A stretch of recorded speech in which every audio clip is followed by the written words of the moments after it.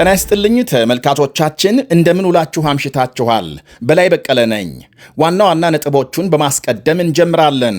ለሁለተኛው ዙር የኢራን አሜሪካ ንግግር የልዑካን ቡድኖች ጄኔቭ ስዊዘርላንድ እየገቡ ሲሆን በባሕረ ሰላጤው ሁለቱም ሀገሮች ሰፊ የጦር ልምምድ ማካሄዳቸው ታውቋል። ዛሬ ፕሬዝዳንት ትራምፕ ስምምነት ካልተደረሰም እስራኤል በኢራን ላይ ጥቃት እንድትፈጽም ይሁንታ የሰጡበት መረጃም ይፋ ሲሆን ጠቅላይ ሚኒስትር ቤንያሚን ኔታንያሁ የሀገራቸውን ወሳኝ ቅድመ ሁኔታዎች አስቀምጠዋል።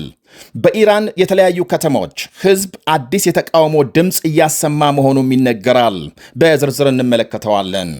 አንድ የዩክሬን ከፍተኛ ባለስልጣን ከሀገር አምልጠው ሊወጡ ሲሉ መያዛቸው ተነገረም። ቻይናም አፍሪካን ያስፈነደቀ እርምጃ መውሰዷ ታውቋል። ሌሎችም አሉን። አብራችሁን እንድትቆዩ ጋብዛለሁ።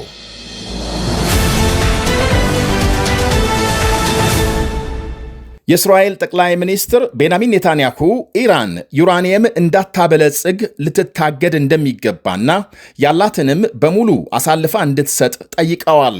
በኢራንና አሜሪካ መካከል ነገ ማክሰኞ በጄኔቭ ስዊዘርላንድ በሚካሄደው ሁለተኛ ዙር ንግግርም ሆነ በቀጣይ ድርድር የዩራኒየምና የሚሳኤል ጉዳይ በዋነኛነት መቀመጥ እንደሚገባው ኔታንያሁ ገልጸዋል። ለኒኩሌር ጦር መሳሪያ ማምረቻነት የሚውለው ሁሉም የበለጸገ ዩራኒየም ከኢራን ሊወጣና ምንም የማበልጸግ አቅም ሊኖራት አይገባም ብለዋል። ጠቅላይ ሚኒስትሩ ያነሱት ዩራኒየም የማበልጸግ እንቅስቃሴ ፍጹም የማይታሰብ እንደሆነና ባይሆን በዩራኒየም መጠንና ጥራት ላይ መደራደር እንደሚቻል የቴሄራን ባለስልጣናት ከዚህ ቀደም መግለጻቸው ይታወሳል። በዓለም አቀፍ ስምምነት መሰረት ለሰላማዊ አገልግሎት የሚውል ዩራኒየም ማበልጸግ መብታቸው እንደሆነ ይጠቅሳሉ። ትላንት የኢራን ምክትል ውጭ ጉዳይ ሚኒስትር አሜሪካም የጣለችውን ማዕቀብ የምታነሳ ከሆነ ከግማሽ መንገድ አልፈው የኒኩሌር ስምምነት ለመፈጸም ዝግጁ መሆናቸውን መናገራቸው ይታወሳል። እስራኤል የኢራን ዩራኒየም የማምረት እንቅስቃሴና የሚሳኤል አቅም በእጅጉ እንዳሳሰባት እየገለጸች ሲሆን አሜሪካም ጥቃት ከፈጸመች ቴሄራን እስራኤልን ኢላማ እንደምታደርግ ማስጠንቀቋን ተከትሎ የኔታንያሁ መንግስት ሰፊ ወታደራዊ ዝግጅት ላይ መሆኑ ይነገራል። አሜሪካና ኢራን ስምምነት መድረስ ካልቻሉ እስራኤል የቴሄራንን የባለስቲክ ሚሳኤል ፕሮግራም እንድትመታ ፕሬዝዳንት ትራምፕ ይሁንታ መስጠታቸው ተሰምቷል። በሌላ በኩል ባለፈው ሰኔ እስራኤል በኢራን ላይ የአየር ጥቃት መፈጸም ከጀመረች በኋላ አሜሪካም በቀጥታ መቀላቀሏ ሲታወስ፣ በዚህኛው ግን የአሜሪካ ድጋፍ ወይም ሚና ተዋጊ ጀቶችን አየር ላይ ነዳጅ መሙላት አሊያም ወይም ደግሞ ከዚያም አለፍ ካለም የእስራኤል የጦር ጀቶች በጎረቤት ሀገሮች አየር ላይ እንዲበሩ ፍቃድ መጠየቅ ሊሆን እንደሚችል ተመልክቷል። ምክንያቱም በርካታ ሀገሮች በኢራን ላይ ለሚፈጸም ድብደባም የአየር ክልላቸውን እንደማይፈቅዱ ከወዲሁ አሳውቀዋልና ነው። ጠቅላይ ሚኒስትር ቤንያሚን ኔታንያሁ ኢየሩሳሌም ውስጥ ባሰሙት ቃል ከኢራን ጋር በሚደረስ ስምምነት የእስራኤልን 4 ጥያቄዎች ደግመው አስተጋብተዋል። ቀደም ሲል እንደተባለው የበለጸገ ሁሉም ዩራኒየም ከሀገር መውጣት፣ ዩራኒየም ማበልጸግ እንድታቆም፣ ማምረቻ ጣቢያዎች እንዲዘጉ፣ የባለስቲክ ሚሳኤል ፕሮግራም ላይ ገደብ እንዲጣልና ሐማስን ለመሳሰሉ እስራኤል አሸባሪ ለምትላቸው ቡድኖች ድጋፍ መስጠት እንድታቆም። የአሜሪካ ውጭ ጉዳይ ሚኒስትር ማርኮ ሩቢዮ ከኢራን ጋር ማንም አድርጎት የማያውቀውን የተሳካ ስምምነት እኛም እየሞከርን ነው ብለዋል። ከሆነ መልካም፣ ካልሆነም አሜሪካና እስራኤል ምን እርምጃ እንደሚወስዱ አይታወቅም። ለማክሰኞ ድርድር ጄኔቭ የገቡት የኢራን ውጭ ጉዳይ ሚኒስትር አባስ አራክቺ ከዓለም አቀፉ የአቶሚክ ኃይል ኤጀንሲ ዳይሬክተር ራፋኤል ግሮሲ ጋር መነጋገራቸው ታውቋል። ዛሬ ንግግሩ በነገው ድርድር ዝርዝር ቴክኒካዊ ጉዳዮች ላይ ያተኮረ ነው ተብሏል። ውጭ ጉዳይ ሚኒስትር አባስ አራክቺ ፍትሐዊና ሚዛናዊ ስምምነት ለመድረስ ቴሄራን ዝግጁ መሆኗን ገልጸዋል። ይህ በእንዲህ እንዳለም የአሜሪካ ወታደራዊ እንቅስቃሴ ኢራን አቅራቢያ ተጠናክሮ መቀጠል መቀጠሉ ሲነገር ቢቢሲ ማምሻውን ይፋ ባደረገው መረጃም ግዙፉ የአሜሪካ ጦር መርከብ አብርሃም ሊንከን ከኦማን ባህር ዳርቻም 240 ኪሎ ሜትር ርቀት ላይ መሆኑን አረጋግጧል። ሌላኛው ግዙፍ ተዋጊ ጀቶች ተሸካሚው የአሜሪካ ጦር መርከብ ሰፊ ወታደራዊ ቁሳቁስ በመጫን ወደ አካባቢው መሰማራቱን ባለስልጣናት ገልጸዋል። የኢራን አብዮታዊ ዘብ በበኩሉ በሀገሪቱ የባህር ወሽመጥ ወታደራዊ ልምምድ ሲያደርግ መዋሉን ዘገቦች አመልክተዋል። የሁለቱ ሀገሮች የጦር ልምምድ ስምምነት ካልደረሱ ጦርነት አይቀሬ ነው የሚለውን የበርካታ ወገኖች ግምት ያጠናከረ ሆኗል። በሌላ በኩል ድርድሩ የነዳጅ የማዕድንና የጦር መሳሪያ ግዥን ጭምር ያካተተ እንደሚሆን ዲፕሎማቶች ገልጸዋል።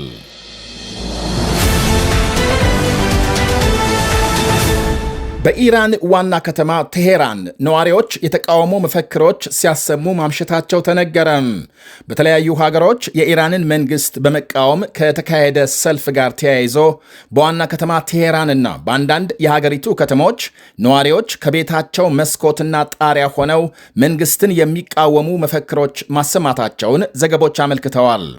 በተለያዩ ሀገሮች የተካሄደውን ሰልፍ የጠሩት ስደተኛው የተቃዋሚ መሪ ሬዛ ፓላቪ የኢራን ሕዝብ ከቤቱ ሆኖ የተቃውሞ ድምፅ እንዲያሰማ ከትላንት በስቲያ ጥሪ ማቅረባቸው ይታወሳል።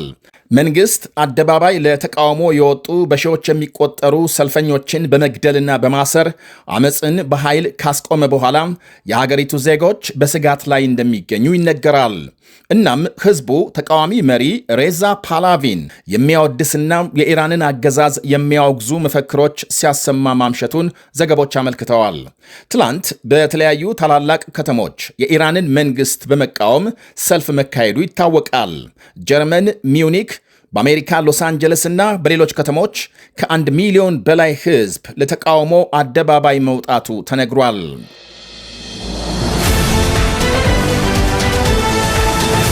አንድ የዩክሬን ባለስልጣን ሀገር ጥለው ለመውጣት ሲሞክሩ መያዛቸው ተነገረ።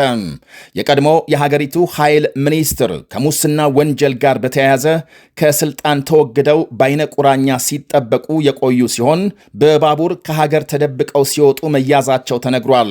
ባለፈው ህዳር ይፋ በሆነው የ100 ሚሊዮን ዶላር የዝርፊያ ወንጀል ተሳትፈዋል ከተባሉ በርካታ የመንግስት ባለስልጣናት አንዱ ናቸው ይባላል። ከሩሲያ ወረራ በፊት ፕሬዝዳንት ዜሌንስኪ ወደ ስልጣን ሲወጡ ሙስናን ከሀገሪቱ ለማጥፋት ቃል ገብተው እንደነበርና በጦርነቱ የዜሌንስኪ የቅርብ አማካሪና የጽህፈት ቤታቸው ኃላፊ መኖሪያ ቤታቸው ከተፈተሸ በኋላ ስልጣን መልቀቃቸው ይታወቃል። ይህ የሙስና ቅሌት በዜሌንስኪ መንግስት ላይ ትልቅ ጫና ያሳደረ ሲሆን በጦርነቱ ሳቢያም የተራዘመው ምርጫም ስምምነት በተደረሰ ማግስት እንዲካሄድ የተለያዩ ወገኖች ጫና ማሳደራቸው አልቀረም። የሀገሪቱን ድንበር ሲያቋርጡ የተያያዙት የቀድሞው ሚኒስትር በተለያዩ የኃላፊነት ቦታዎችም እንደሰሩ ተነግሯል። ድንበር ላይ ከተያያዙ በኋላም ለተጨማሪ ምርመራ ወደ ዋና ከተማ ኪየቭ ተወስደዋል።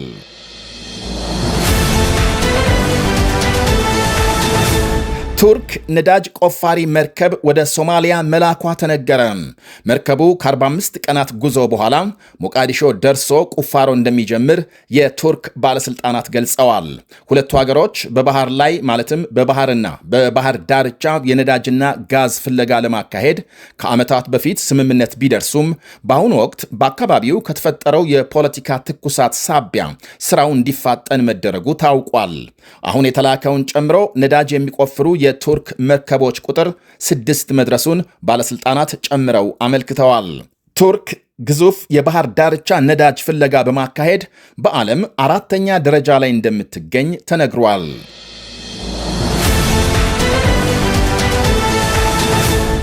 ቻይናም የአፍሪካ ሀገሮች ከታሪፍ ነፃ ምርታቸውን እንዲያስገቡ መፍቀዷ ተነገረ። ሀገሮቹ ከመጪው ግንቦት ጀምሮ ወደ ቻይና በሚያስገቡት ምርት ላይ ምንም አይነት ታሪፍ እንደማይጣል የሀገሪቱ መገናኛ ብዙሃን ዘግበዋል። ቻይናም ከአፍሪካ ጋር ያላትን የኢኮኖሚ አጋርነት አጠናክራ ለመቀጠል ቁርጠኛ መሆኗን የሚያሳይ ነው ብለዋል የሀገሪቱ ባለስልጣናት። የታሪፉን መነሳት እርምጃው የአፍሪካን የወጪ ንግድ ተወዳዳሪነትንና የገበያ ተደራሽነትን ያሰፋል ተብሏል። በቻይናም አዲሱ የታሪፍ ውሳኔ የማትካተተው ብቸኛም የአፍሪካ ሀገር ኢስዋቲኒ ስትሆን ምክንያቱ ከታይዋን ጋር በይፋም የዲፕሎማሲ ግንኙነት ስላላት እንደሆነ ተመልክቷል። ቻይና ደግሞ ግዛቴ በምትላት ታይዋን የመጣባትን በጠላትነት እንደምትፈርጅ ይታወቃል። በቀድሞ ስሟም ስዋዚላንድ በመባል የምትታወቀው ትንሽየዋም የደቡባዊ አፍሪካ ሀገር 1.2 ሚሊዮን ሕዝብ አላት።